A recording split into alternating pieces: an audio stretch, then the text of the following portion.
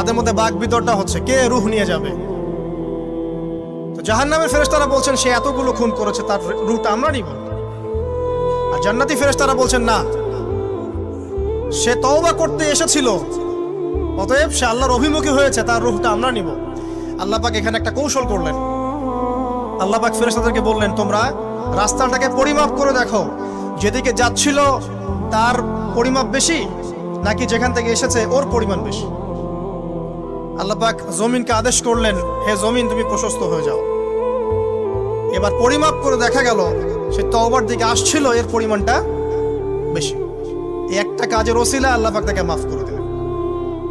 মনে রাখবেন, এটা মৌখিক বিষয় ছিল না, সে মন থেকে ভিতর থেকে কিন্তু সে আল্লাহর প্রতি অনুগত হয়েছে।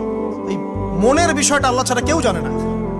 আপনি দেখতে পারেন সমাজে অনেকে দাড়ি টুপি পাগড়ি জুব্বা সব লাগিয়ে ঘুরছে, বিশ্বাস